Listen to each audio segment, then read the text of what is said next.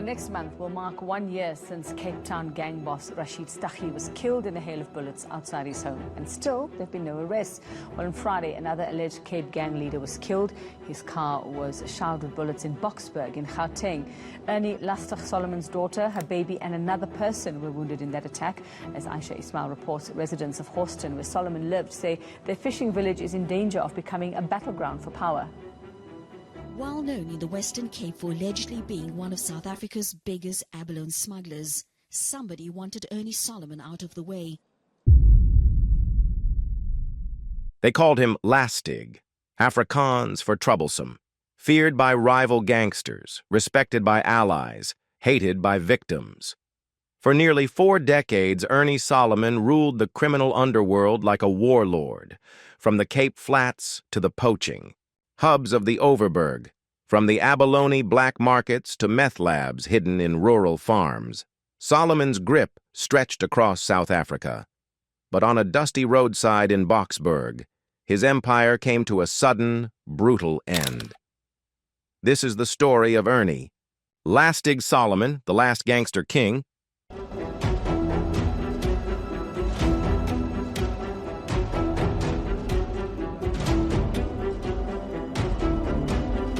Ernie Solomon was born in the 1960s in Cape Town, a city already gripped by apartheid segregation and violent gang rule.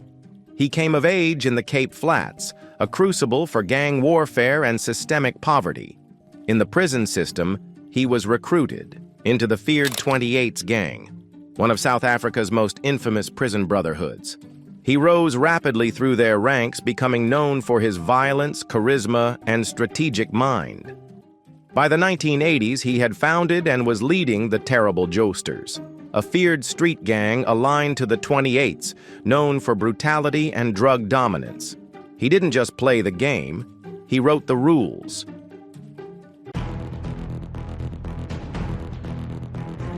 The Terrible Joesters quickly became one of the most dominant gangs in the Western Cape, controlling methamphetamine labs, Mandrax trafficking routes, and the retail drug trade in the Cape Flats. But Solomon's true power lay in the Overberg region, especially the coastal town of Hawston, where he ruled like a Mafia boss. Here, Solomon didn't dive for abalone, he taxed it, enforcing a reign of extortion on poachers and fishermen. 1 rand per crayfish or else, a former enforcer told investigators. People were terrified. They gave him their last cent, even if it meant starving. Solomon's men patrolled the coast with AK-47s. Anyone who refused to pay his tax faced beatings, kidnapping, or worse.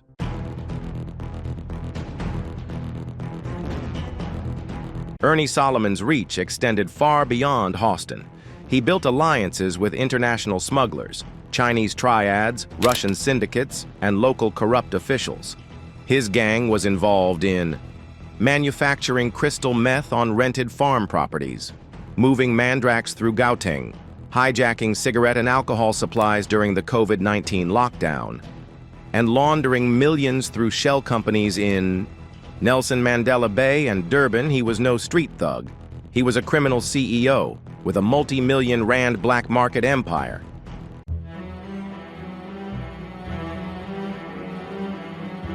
Solomon had many allies, but he had just as many enemies, and they were often his own blood. His nephew, Horatio Voodie Solomon, was once his protege. But by 2020, they were locked in a vicious power struggle over control of the Joesters. 15th of March 2020, a hit was attempted on Voodie. He survived, but his daughter was killed in the crossfire. It was widely believed that Solomon ordered the hit. The retaliation came fast. Just weeks later, Ernie Solomon was nearly killed in a hit in Hawston, possibly orchestrated by Voodie or his allies. There was another suspect in the shadows, Ralph Stanfield, the alleged 28's street boss in the Western Cape. Stanfield, whose rise was as ruthless as Lastig's, was reportedly working to consolidate the underworld and viewed Solomon as an obstacle. Insiders believe the underworld was on the brink of civil war, and Solomon was the old lion standing in the way.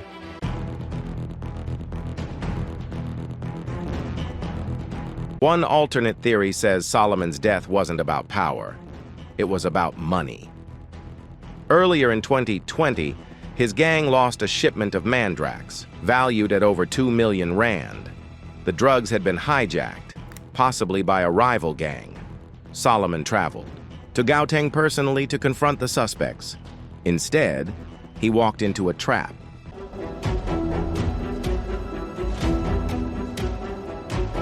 November 20th, 2020, Boksburg, east of Johannesburg.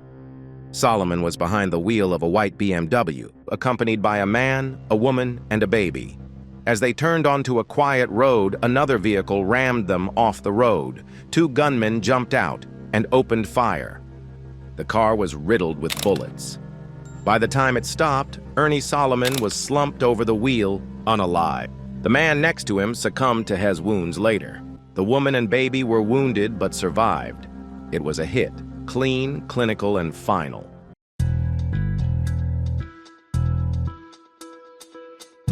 Solomon's death shook the Western Cape like an earthquake.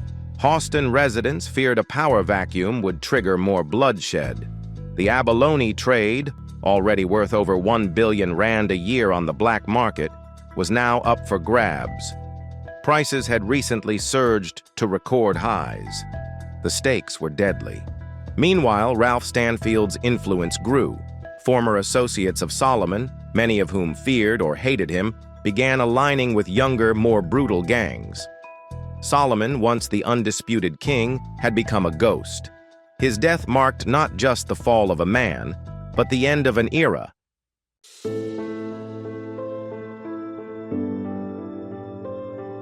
Just 1 year earlier, another Cape Flats legend, Rashid Staggy, the leader of the Hard Livings, was also gunned down in similar fashion. The old guard of gang leaders, men like Staggy and Solomon, are being replaced by younger, more volatile warlords. The days of street-level charisma are gone. Today's gangs run like corporations, silent, ruthless, and scalable. The question is, who's next? Ernie Lastig Solomon rose from the streets of the Cape Flats to build a crime empire that terrorized communities, corrupted officials, and flooded the streets with drugs. But in the end, like many who rule by fear, his past caught up with him. The bullets that ended his reign may have come from friends, family, or rivals. In the underworld, loyalty is always for sale, and death is just business. From a same mother, they come out of prison, they kill each other because of this number, because of the stories of this number. It's cruel, man. Sometimes the father kill his own son, or the son kill his father. And there's a lot of children who grow up without fathers because of this number we believe in. But the number is like a germ. It comes into you. It comes where you are in prison. We all got it in us. I also got the germ in me. People die every day because of this story, this number. I'm not telling my own friends where I'm going to sleep tonight. You understand? That's why I'm still alive. Now, I must try to make it right for my people or for my next generations before I'm not in this world anymore. I'm 54 years old now. And all the years of my life, I was losing friends. And that friends is like my brothers. It's like my children. When they did die, I feel it in my heart. But I never think of the day when I going to die. We got families. We don't think of our families. We only think of ourselves. Hey, if I die, man. But when I'm die, my family gonna cry. If my friend die, his family gonna cry.